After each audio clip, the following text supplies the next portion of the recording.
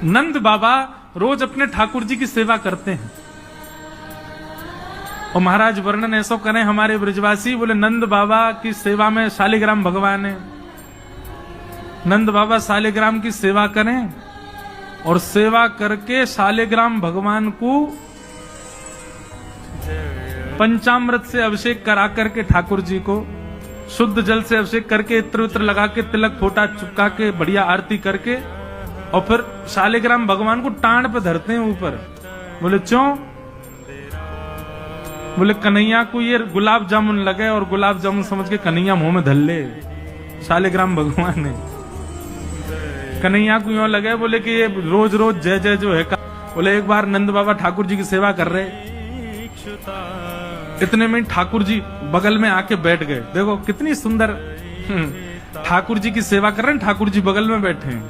नन्हे से गोपाल जी आके बैठ गए। अब नंद बाबा को तो बढ़िया लगो, लाला भी सेवा सीखेगो, बैठ जा लाला यहाँ पे। ठाकुर जी बैठ गए। नंद बाबा ने पहले दूध से स्नान करायो, फिर दही से स्नान करायो, फिर घी से स्नान करायो, शहद से स्नान करायो। जैसे ही शहद पड़ो शालिग्राम भगवान पे, सोई ठाकुर जी के लार निकल आई यहाँ पे। ओहो कितना सौभाग्यशाली है जे। मैं हूं मैया ते कहूंगा मैया तू मोको पानी ते मत नवाए करवा, पानी में कुछ स्वाद ही ना होवे, शहद ते नवाए कर।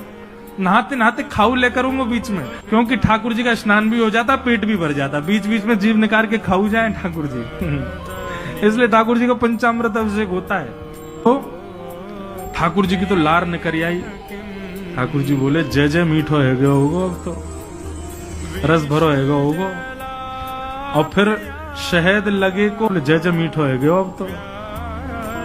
नंद बाबा ने बढ़िया ठाकुर जी को श्रृंगार आदि करके और महाराज ठाकुर जी को तुलसी पदरा के चंदन वंदन लगा के और नंद बाबा अपनी माला झोली में हाथ दे करके और जाप करने लगे।